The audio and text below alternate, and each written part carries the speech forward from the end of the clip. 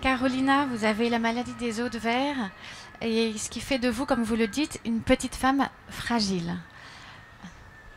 Oui, tout à fait. Merci beaucoup de me donner la parole aussi.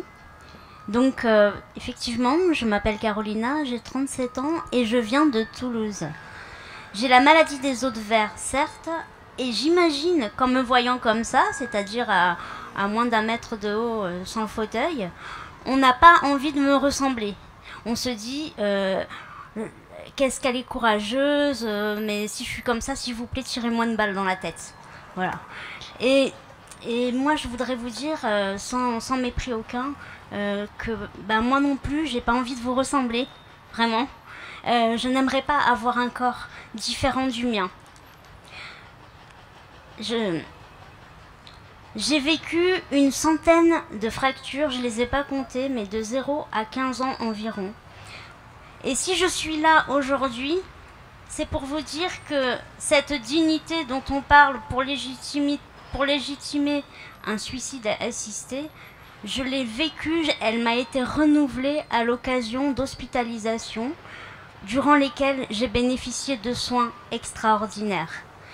J'ai été hospitalisée en effet une bonne cinquantaine de fois et la dernière a été en 2019.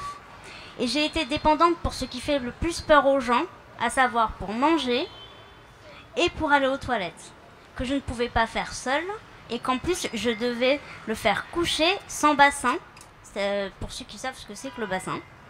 Donc c'était le truc le plus humiliant que j'ai jamais vécu. Et à ce moment-là, il y a eu des trésors d'humanité qui se sont mis en place autour de moi.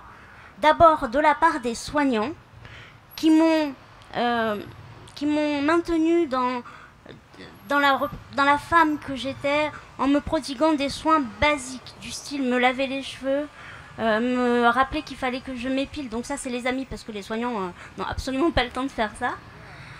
Et alors que la question de la dignité soit posée parce qu'on ne peut plus faire ceci ou cela, ou parce qu'on ne peut plus répondre aux exigences de consommation et de production de la société, il me semble que c'est absurde. Pourquoi ? Parce que nous ne sommes pas des animaux élevés pour la production de viande ou de lait qu'on pourrait exécuter une fois qu'ils ne sont plus utiles. Nous sommes des personnes humaines et ce qui définit la dignité de la personne humaine, en tout cas ce qui la définissait jusqu'à il n'y a pas si longtemps, c'était que nous avions une capacité à poser des actes moraux, mais aussi une capacité à aimer, recevoir et à donner. Et si cette loi de suicide assisté, suicide par la main d'un tiers, ce qui est quand même énorme puisque ça engage la responsabilité et la conscience d'autrui. Si cette loi passe, quel message pouvons-nous attendre de la société vis-à-vis de notre personne ? Que pouvons-nous de plus attendre des soignants qui, bien sûr, choisiront la facilité parce que économiquement c'est plus rentable, comme ça a été dit, et puis qui n'auront pas la possibilité de faire autrement parce qu'on ne leur donnera pas.